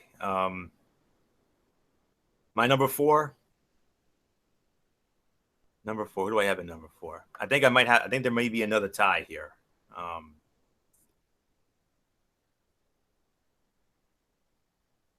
Yes, there is another. I do have another tie here, and I think this is my only other tie. Number 4s. I'm gonna go with the Anaheim Ducks as my first number 4, and my other number 4. This might come as a surprise to some people. The Toronto Maple Leafs. Talk about the Ducks. 23-13-8. They lead the Pacific Division by 2 points over the San Jose Sharks. 6-1-3 in their last 10 games. They've won 2 in a row. 13th in goals scoring, 16th in goals allowed. They're 8th in power play percentage, which is not bad. It's basically going to be between them and San Jose, I think, for that division title. And they've done very well. I mean, since the New Year started, I mean, they beat the Philadelphia Flyers on New Year's Day. And then they beat the Detroit Red Wings on the 4th, beat the Arizona Coyotes on the 6th. Their only tough loss was to Minnesota, and that's not a bad loss at all, considering Minnesota's in my top 3. They have won 2 in a row. They beat the Dallas Stars on Tuesday night, and then on Thursday night, a 4-1 win in Colorado against the Avalanche. Tomorrow night, they go to Arizona against the Coyotes. Sunday night, they got St. Louis coming in. Tuesday, they host Tampa Bay. Thursday, they host Colorado. Next Saturday, they're at Minnesota. And then Monday the 23rd, they're at Winnipeg. And then their final game before the break will be on Wednesday the 25th against the Edmonton Oilers. So that's all I can say there. So they're my first number 4, the Anaheim Ducks. And my other number 4, no question about this. I mean, a team that's been playing very well, including a big win tonight in Madison Square Garden. That is the Toronto Maple Leafs. I know the record's not the flashiest. I get it. 19-13-8, 46 points. But they're 7-2-1 in their last 10 games. And they beat my New York Rangers tonight 4-2 in Madison Square Garden. They're 11th in goals scoring, 15th in goals against, and they're 6th in power play percentage, which is very good. And led, of course, by their outstanding number 1 draft pick, Austin Matthews. They have done a tremendous job this year. Big win tonight against the New York Rangers in Madison Square Garden, 4-2. They go to Ottawa tonight against the Senators, and then they go back home and host Buffalo on Tuesday.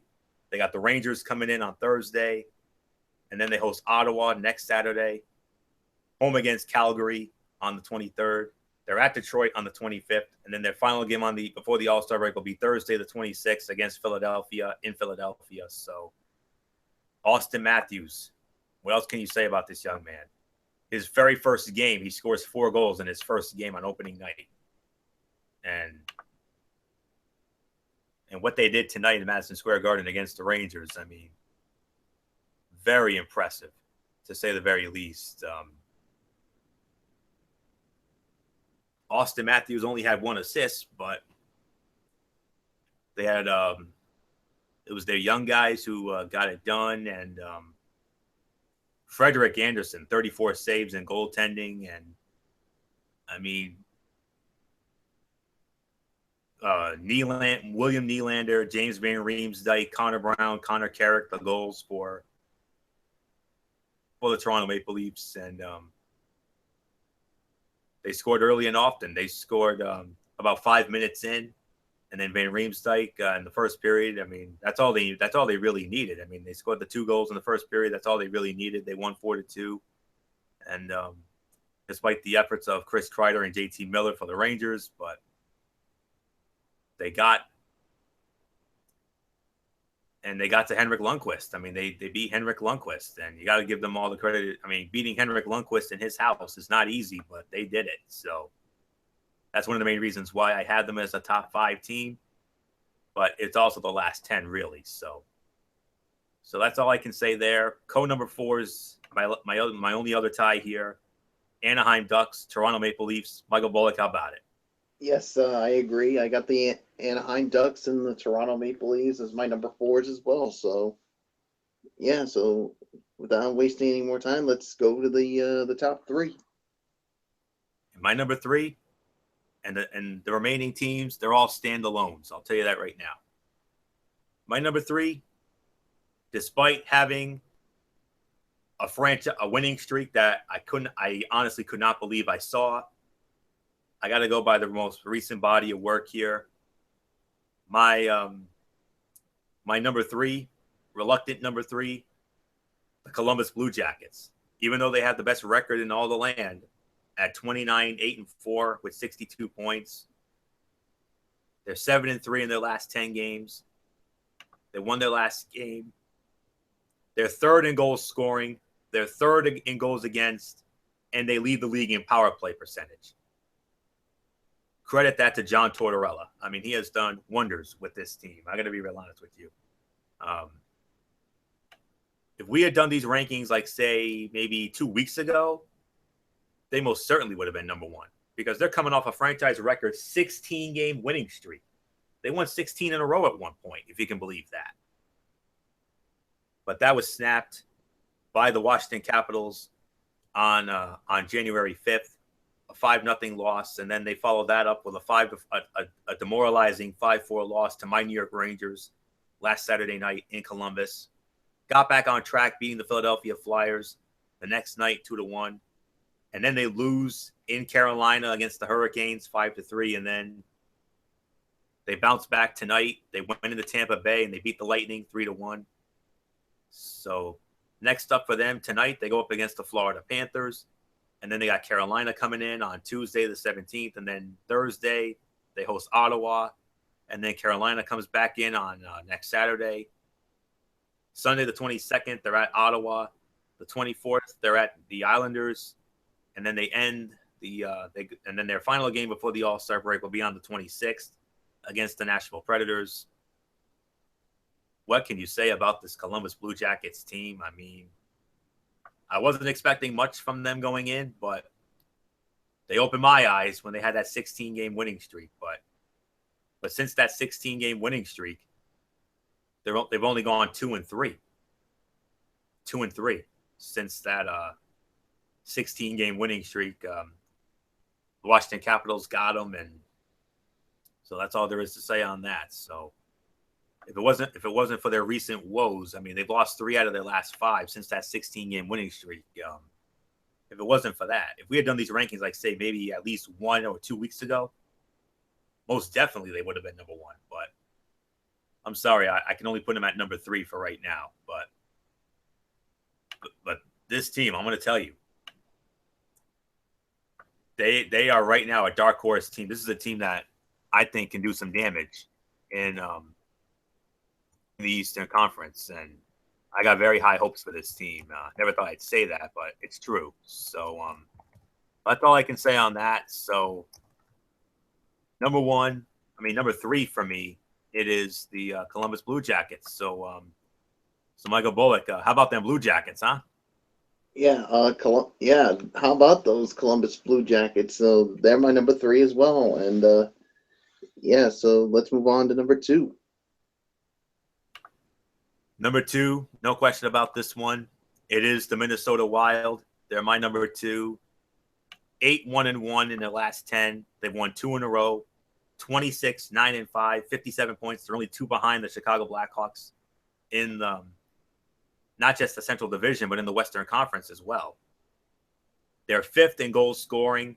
They're 2nd in goals allowed. And they're 4th in penalty kill. I mean, and here's a team that's coming off of and they had a long winning streak earlier this season as well. I mean, here's another team that we need to watch out for. They've won 3 of their last. They're 3-1 so far in 2017. Their only loss was to the Los Angeles Kings last Saturday, but they won 2 in a row. They went into Anaheim and beat the Ducks on Sunday night, and then last night, a 7-1 beatdown of the Montreal Canadiens. Unbelievable. They go to Dallas against the Stars tonight, and then they got to go to Chicago against the Blackhawks on Sunday night.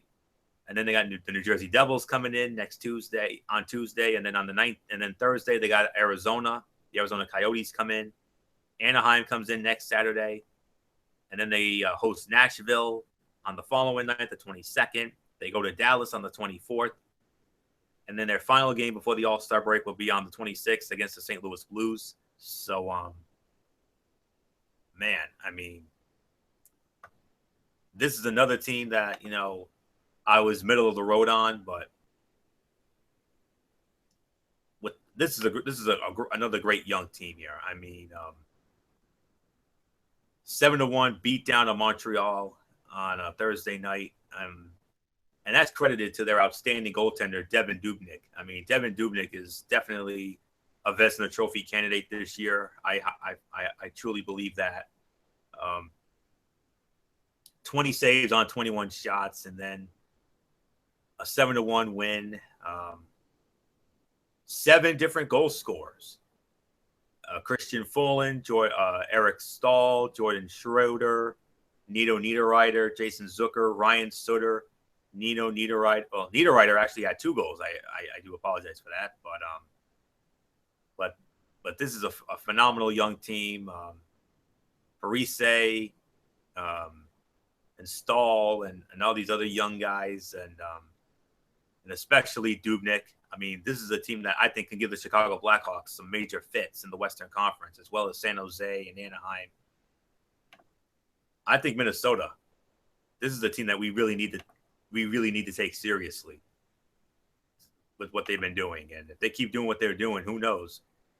Skies could be the limit for the Minnesota Wild this year. So with that being said, number 2, Minnesota Wild, Michael Bullock, what do you think of that? Yeah, who did you have at number 2? You couldn't quite. Minnesota Wild. Yeah, that's who I have as my number 2 as well. So yeah, so there's really nothing more to say. So on to our number 1. And like I said, this was an absolute no-brainer when it comes to number 1. Hottest team right now. Another team that I hate their guts, but as a Ranger fan, that is, but I have no choice. Number 1, no question about it. It is the Washington Capitals. 8-1-1 in their last 10. Winners of 8 in a row, including tonight against the Chicago Blackhawks. Absolutely pounded the Blackhawks tonight, 6-0. They lead the league in goals against. They got the best goaltending right now. Braden Holtby has been playing out of his mind. They're 11th in goal scoring, 3rd in the penalty kill, and 28, 9-5, 61 points. They're only a point behind Columbus in the Metropolitan Division, as well as the Eastern Conference. I mean, My Lord. I mean, so far, they have not lost a game in this calendar year. They've beaten the Ottawa Senators, the Toronto Maple Leafs. They ended the Columbus Blue Jackets 16-game winning streak on the 5th. They beat the Ottawa Senators a second time in Ottawa last Saturday night. And look what they've done this week alone. This week alone, they've beaten three of the toughest teams in the NHL. They went into Montreal, beat up on the Canadiens 4-1. They beat up on the Pittsburgh Penguins on Wednesday night at home. And then tonight, a 6-0 beatdown of the Chicago Blackhawks at home. How can this team not be number one? They got the Philadelphia Flyers coming in on Sunday. They're at Pittsburgh on Monday. They're at St. Louis on Thursday. They're at Dallas next Saturday. Carolina comes in on the 23rd, at Ottawa the 24th, and then they're at New Jersey on the 26th to close out their All-Star break. And I mean, Braden Holtby is just out of his mind right now. And Ovechkin just recorded his 1,000th career point. Did that on Wednesday night in that win over Pittsburgh. And honestly, this is the best team they're one of the two best teams to not win the Stanley Cup. I mean, the other one being San Jose Sharks. So that's really all I can say on that. And they manhandled Corey Crawford. They scored 5 goals on him. He had to be replaced by Scott Darling. And Braden Holtby with another shutout. I mean, he's one of the league leaders when it comes to shutouts. And Ovechkin had another easy night tonight. And I mean, Jay Beagle with 2 goals tonight. And Oshie has been playing well for them. And I tell you what, this is a team that I think can do some major damage in the Eastern Conference. And I know they've had a lot of playoff disappointments over the years, and I can attest to that. But I truly think this could be the year they could finally win the Stanley Cup. I mean, they're that good. So, especially with Holtby, with the way he's been playing. So, really nothing left for me to say here. Number one, with a bullet, no doubt in my mind, it is the Washington Capitals. So Bullock, finish it off. Yes, the Washington Capitals are definitely my number one for our first installment of the NHL Power Ranking. So, yeah, so there's really nothing more to say except let's put a bow on this edition of the Premier Strictly Sports, and I will lead it off on the shout-outs. Yes, go on. Yes, of course, shout-outs to all of our tremendous fans and viewers out there who continue to support our shows, whether it's this or Ridiculously Raw or the Cerebral Smack Talk. Doesn't matter. We thank you very much for tuning in here tonight. Of course, our First Lady of the Wrestling Forum, Dee Dee Woodson. And of course, shout out, of course, to the rest of the Woodson family, and of course to our other super fans, Matt Ward and Jason Hicksonbaugh. And of course, shout out to all of our friends from high school days. Of course, you guys know who you are. Of course, to Michael Fletcher. I don't know what happened with him.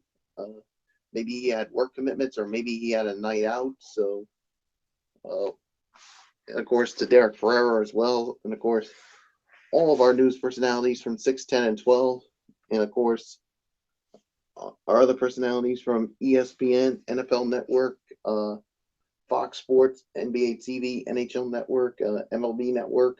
And of course, to Stata Sorrell and Lindsay McCormick, and of course, our friends from the Roadshow, of course, the former co-hosts Mary Larson and Megan Mooney, and of course, the 3 current people, Will Gilbert, Brendan Kirby, Michaela Johnson. So basically, that's going to do it for me. So until Monday night for an all-new edition of Ridiculously Raw, this is Mike Bullock saying thank you all so very much for tuning in. And of course, you know the routine. Thumbs up, talk to you later. Yeah, throw it a Fortune 4 style. Bye for now. Enjoy your weekend, everybody. Enjoy the divisional playoff action. So, Florio, take us home. Yes, indeed. Special shout out to all of our tremendous fans and viewers out there who continue to make our shows as over as they are. We appreciate it as always. You are the best fans in the world. Of course, special shout out to the First Lady of the Wrestling Forum, Dee Dee Woodson, and the rest of her family. Of course, Matt Ward, Jason Hicksonbaugh, Daniel Luttrell from the UK. Our other First Ladies, Kaiser Butler, Megan Silva, and Lexi Calloway. Our other crew members, Tommy Souza, Eric Carrier, Jimmy Alden, Al Bradison, and Rob Parsons. Of course, good old MF Michael Fletcher, who couldn't join us tonight. I don't know if it was work commitments or if it was plans or whatever, but MF could not join us tonight. Hopefully, he'll be back with us on Monday night for Ridiculously Raw. And of course, Derek Ferreira. So, and then our usual shouts, 6, 10, and 12, our personalities over there. Of course, ESPN, Fox Sports 1, NHL Network, NBA TV, NFL Network, MLB Network, Fox Sports 1, whole 9 yards. State of Sorrel, Lindsay McCormick, Julie Alexandria, Julianne Pig Soto, Kelly Nash, Chantel McCabe, Tony Collins. Special shout outs to all of them. And our friends from the Road Show, Will Gilbert, Michaela Johnson, Brendan Kirby, former co-host Megan Mooney and Mary Larson. And of course, last but not least, my church family over at Oasis of Grace Ministries on 464 Silver Spring Street in Providence. If you need a church home, check them out. Exit 25 off Route 95. Sunday morning service, Wednesday night Bible study, the whole 9 yards. So love them all to death. They know that. So that's all I can say there. So that'll do it for this. Next time we'll see you will be Monday night for another all new edition of Ridiculously Raw. I'll be here. Bullock will be here. Hopefully MF will be here. Didi Woodson as well. We'll review Monday Night Raw as we continue the road to the Royal Rumble. And then I'll have my thoughts on 205 Live and Impact Wrestling. And then Tuesday night, 10:30 on MF's channel, Brace Fan 95, we got the Cerebral Smack Talk. We'll review SmackDown Live, headlined by that big steel cage match for the SmackDown Women's Championship with Alexa Bliss and Becky Lynch. And then MF will also have his Mikey's Mindset, ROH, Lucha Underground, the whole 9 yards. And then next Friday night, another edition of Strictly Sports. I don't know the only thing I know for sure on the docket are a preview of the NFC and AFC Championship games, the Chargers moving to Los Angeles, and I believe we'll also have our first NBA power rankings of this season. So we'll wait and see what Derek Ferreira and company have in store for us when the official docket is released sometime in the coming days. So that'll be next Friday night for that. So that'll do it. So until Monday night for Ridiculously Raw, it's Anthony Florio here for Michael Bullock. And in spirit, good old MF Michael Fletcher, Derek Ferreira, and Didi Woodson. You know the routine, everybody. Thumbs up. Talk to you later. Yeah, throw it up Fortune 4 style. Bye for now, my friends. God bless. Be good to each other.